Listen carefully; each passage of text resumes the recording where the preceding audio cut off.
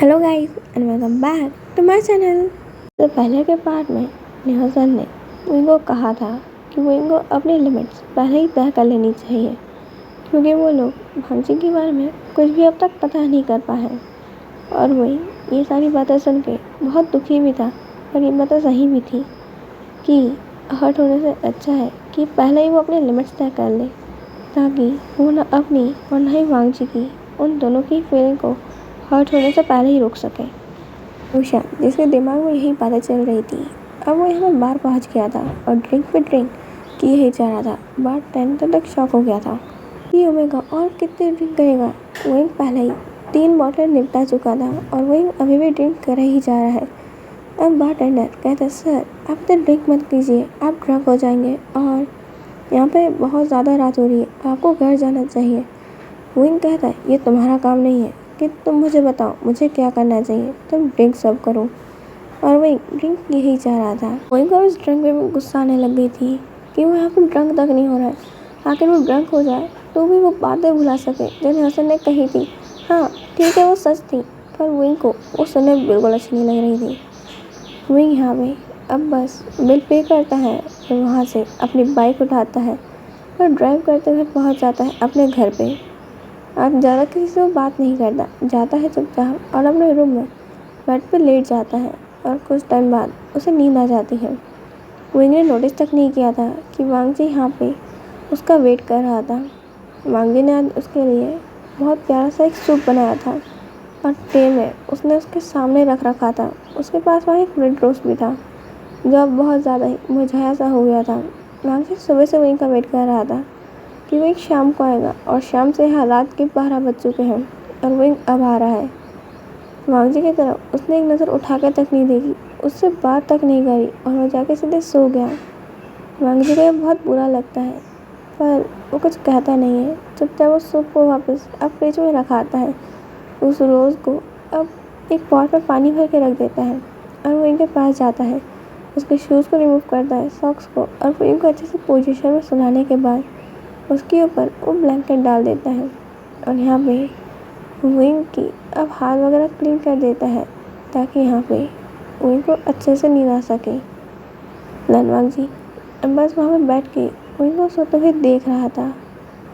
वांगजी बस यहाँ पे विंग के लिप्स के ऊपर नज़र अटक गई थी। आज फुल मून नाइट थी और विंग के लिप्स के ऊपर जो वाइन लगी हुई थी इस मून लाइट के अंदर क्या शाइन कर रही थी। वो बार बार वांगजी का अट्रैक्शन अपनी ओर खींच रही है। वांगजी यहाँ अब उन मूवी के सीन्स को याद करता है कि कैसे यहाँ पे कई लोग एक दूसरे को किस करते हैं और वांगजी भी उन्हीं की कॉपी करते हुए विंग को बहुत धीरे से पैट करता है और विंग को देखता है कि विंग कहीं उठा तो नहीं। विंग की नींद नहीं खुली थी और वांगजी विंग को पैशनेटली किस करने लगता है, एक के बाद एक। विंग को बहुत सारी किसेस करता है। वांगजी अब विंग से हम दूर हटता है और अपने लिप्स को टच कर रहा था कि ये कितना ज़्यादा टेस्टी है और स्वीट भी कितना डिलीशियस है। मेरा मन कर रहा है कि मैं इसे पूरा का पूरा खा जाऊँ। यहाँ पे वांगजी के मन में सिर्फ यही चल रहा था, पर अब वो खुद पे कंट्रोल करता है और विंग से दूर हट जाता है। नेक्स्ट मॉर्निंग विंग उठता है, उसका हल्का सा सर में दर्द था, इसलिए वांगजी उसके लिए हैंगओवर सूप लेकर आता है जो उसके शीजे ने बनाया था और विंग को देता है पीने के लिए। विंग सूप के पीने के बाद कहता है, अब थोड़ा रिलैक्स लग रहा है।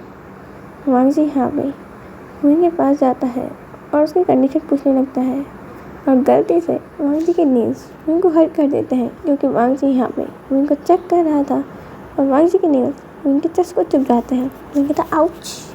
वांगजी उससे माफ़ी मांगता है और वही यहाँ पे वांगजी के लंबे लंबे नाखूनों को देखते हुए कहता है, क्या मैंने काट दूँ?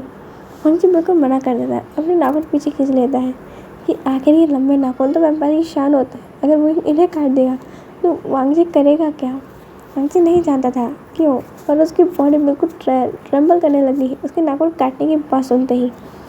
विंग कुछ सुनता ही नहीं है और बहुत क्यूट सी आइज़ बनाते हुए कहता है प्लीज़। और यहाँ पे वांगजी के दोनों चिक्स पे किस करते हुए कहता है, क्या मैंने काट दूँ? वांगजी और कुछ नहीं कर पाता है और फिर नाइल्स दे देता है। यहाँ पे विंग उसके नेल्स काट के रख देता है और उसके बाद वांगजी के चिक्स पे किस करते हुए कहता है कि गुड बॉय। यहाँ पे वांगजी कुछ कहता नहीं है। विंग यहाँ पे अब लनवांग जी के बालों को घूरने लग गया था। लनवांग जी जो अपने बालों को बिल्कुल ना वहीं से दूर कर लेता है और कहता है इन्हें बिल्कुल नहीं, इन्हें नहीं काटोगे तुम। वही कहता है पर ये बहुत लंबे हैं और इतने लंबे बाल तो लड़कियां रखती हैं। आजकल तो लड़कियों ने भी फैशन बना लिया है, इतने लंबे बाल तो वो भी नहीं रखती हैं। यहाँ पे वांग जी कहता है बिल्कुल भी नहीं, मैंने कहा ना। और वांग जी यहाँ भागने लगता है और वो उसके पीछे पीछे सीधे लेके भाग रहा था कि प्लीज़ इन्हें कट डालो, मैं अच्छे से काटूंगा, मैं बहुत अच्छी हेयर स्टाइल बना के दूंगा। और यहाँ वांग जी भागते भागते अब वॉशरूम में घुस गया था और यहाँ पे विंग अब सीजर रखी वांग जी के पीछे उसे पकड़ने के लिए। विंग यहाँ पे पास से शावर को ऑन कर देता है और यहाँ से वांग जी को पानी मारने लगता है। वांग जी और विंग पानी की फाइट करने लगते हैं और उसके बाद दोनों बाथ टाइम में गिर गए थे। विंग हंसने लगता है। यहाँ पे अब वांग जी भी विंग के वेस्ट को टाइटली पकड़ लेता है क्योंकि विंग जस्ट वांग जी के ऊपर गिरा हुआ था और उसे अपने और पास खींचता है जैसे विंग लनवांग जी के प्राइवेट पार्ट के जस्ट ऊपर बैठ गया था। यहाँ पे वांग जी विंग को अपने पास खींच के उसके कान में धीरे से विस्पर करते हुए कहता है मैंने कहा ना इन्हें नहीं काट सकते तुम। और वो विंग के कान में बहुत धीरे से हवा को ब्लॉक करता है जो बिल्कुल विंग की पूरी बॉडी के अंदर सेंसेशन डाल देती है।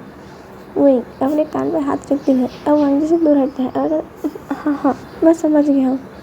वहाँ पे वही लनवांग जी के ऊपर से हटता है पर जब हट रहा था वो देखता है वांग जी का फेस एक पल के लिए बिल्कुल इमोशनलेस था। यहाँ पे विंग उसके आंखों के सामने हाथ बढ़ाता है। वांग जी को रिस्पॉन्स नहीं कर रहा था। वांग जी अभी अपनी पुरानी यादों में था जहाँ पे वो इसी तरीके से कूल पॉन्ड के अंदर बैठा करता था मेडिटेट करने के लिए बहुत टाइम के लिए। ये पानी भी उतना ही ठंडा था पर ये वांग जी अचानक से होश में आता है कि ये कहाँ पहाड़ों वाली जगह में पहुँच गया था और मैं क्या सोच रहा था। विंग कहता है हे हैंडसम काका तुम क्या सोच रहे हो। वांग जी कहता है कुछ नहीं चलो। अब वो दोनों बाथटब से बाहर आते हैं। यहाँ पे विंग कहता है अब तुम आ ही गए हो तो मैं तुम्हारी हेल्प कर देता हूँ तुम्हें वॉश करने में। यहाँ पे विंग अब लनवांग जी को अच्छे से वॉश करके नहला रहा था पर वांग जी के दिमाग में वही चल रहा था वो प्लेस और वो मेमोरीज, क्या उसमें वो पर्सन मैं था पर मैं कहाँ था, ये जगह कहाँ पे है और लनवांग जी ये नाम मेरे कान में क्यों गूंज रहा है। यहाँ पे विंग लनवांग जी को खोया खोया देख के पूछता है कि हैंडसम काका आप क्या सोच रहे हो। लनवांग जी कुछ कहता नहीं है और वो पहले सोचता है जब उसे सब कुछ पता चल जाएगा उसके बाद ही वो विंग को बताएगा। वह कहता है कुछ नहीं मैं तो ये सोच रहा था कि अगर मैं कुकिंग करूँ तो क्या तुम्हें पसंद आएगी।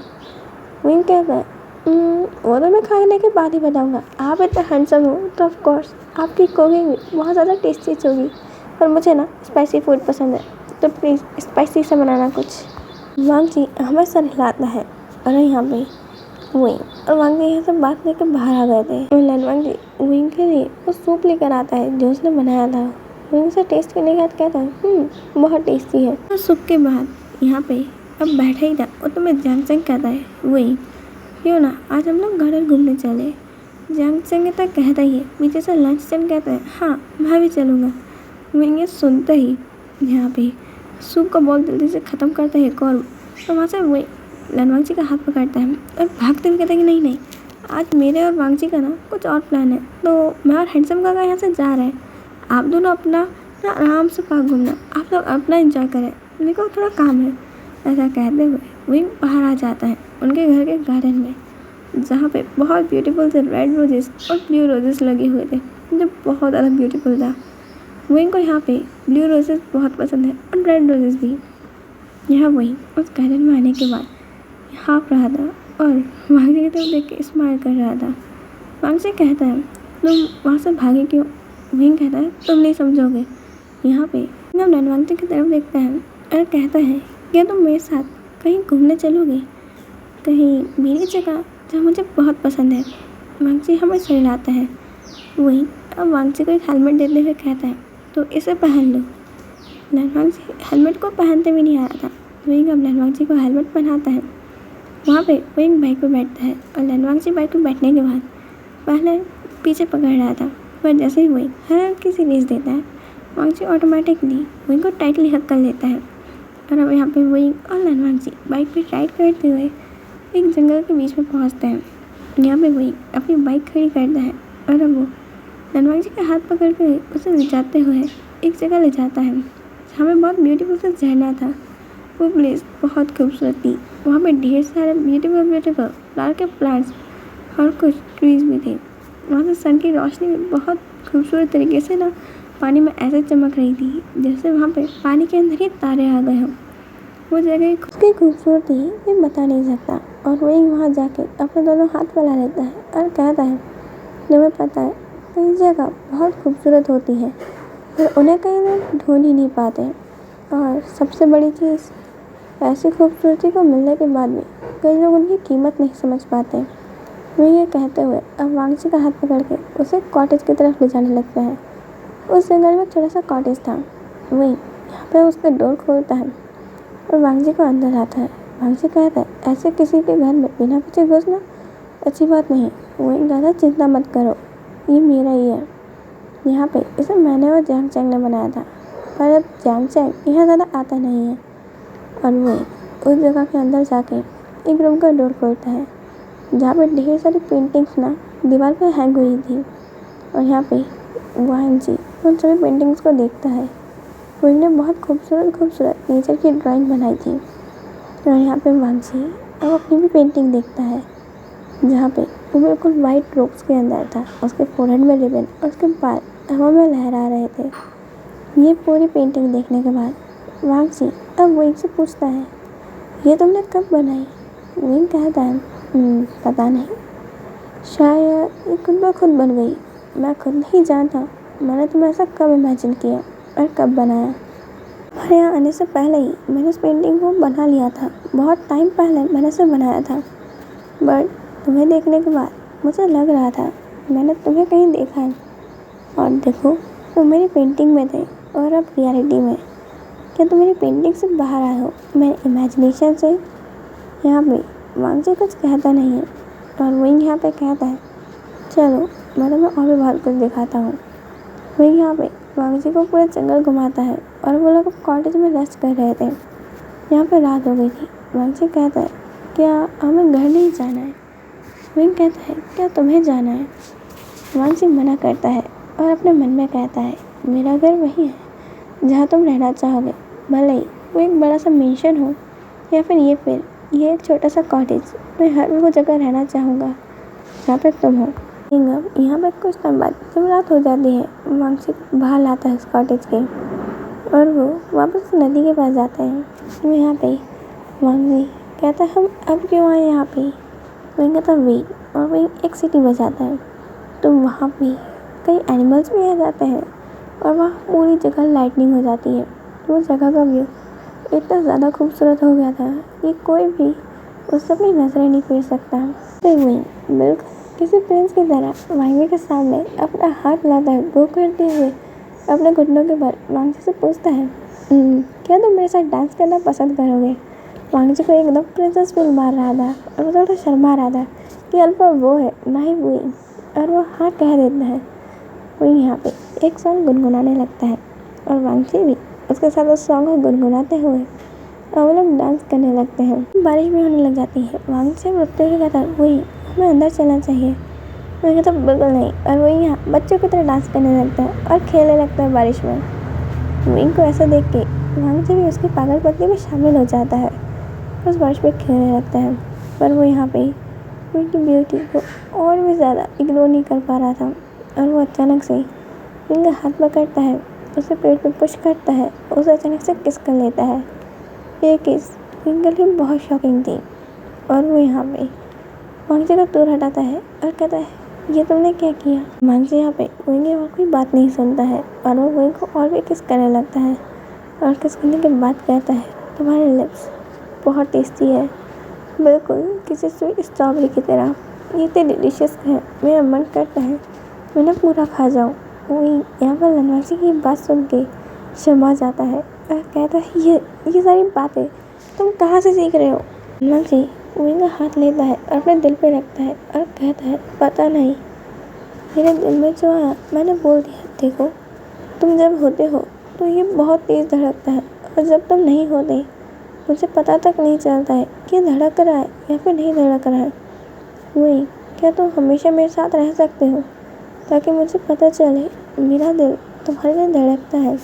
देखो, तुम्हारे बिना ये बिल्कुल भी किसी काम का नहीं है। वही, तुम क्या सबसे दूर सिर्फ मेरे साथ रह सकते हो। यहाँ पे लनवाग जी का ये क्वेश्चन सुनने के बाद वही बहुत ज़्यादा शॉक था, क्योंकि समझ नहीं आ रहा है कि वो क्या जवाब दे। यहाँ पे उसके दिल में भी धीरे धीरे वांग जी की क्यूटनेस, वहाँ पे वांग जी किस तरीके से उसके किस करने पे उसकी बात मान जाता है, उसके लिए कुक करता है, और यहाँ पे अगर वही उसे दूर चाहे तो वो रोते जाके पपी आइस बनाता है। ये सारी चीज़ें वहीं को पसंद आ रही थी और वो वांग जी से दूर नहीं जाना चाहता। उसे भी वांग जी के साथ रहना है, पर क्या ये सब कुछ सही रहेगा? क्या यहाँ पे अगर कोई वांग जी की गर्लफ्रेंड हुई, उसकी फियांसी या फिर वाइफ, वांग जी इतना हैंडसम है, पक्का उसकी कोई गर्लफ्रेंड या फिर वाइफ तो होगी। आखिर इतना हैंडसम अल्फा कैसे सिंगल हो सकता है? विंग के दिमाग में यही सब कुछ चल रहा था और वो यहाँ पे कुछ आंसर नहीं देता। यहाँ पे अब लनवांग जी को खुद से दूर करने लगता है और कहता है, मैं नहीं जानता तुम मेरे साथ रह सकते हो या नहीं। और वो लनवांग जी को गलती से थोड़े से जोर से धक्का देता है और वांग जी पानी के अंदर। वही अब जल्दी से वो जहाँ कूदता है पानी के अंदर, लनवांग जी को बाहर लाने के लिए, कि उसे पता भी नहीं है कि उसे तैरना आता है या नहीं, और उसने पानी में धक्का दे दिया। वही अब लनवांग जी को ढूंढ रहा था और लनवांग जी पानी के अंदर बेहोश हो चुका था। लनवांग जी को अब वो एक पानी से बाहर लेकर आता है और बहुत घबरा गया था, वो एक रोने लग गया था। हैंसम प्लीज़ होश में आ जाओ, तुम्हें क्या हुआ, मेरी को बात का जवाब तो दो। यहाँ पे वही बार बार लनवांग जी को जगा रहा था, पर वो कोई जवाब नहीं दे रहा था। आज के लिए इतना ही, अब मिलेंगे नेक्स्ट पार्ट में। बाय।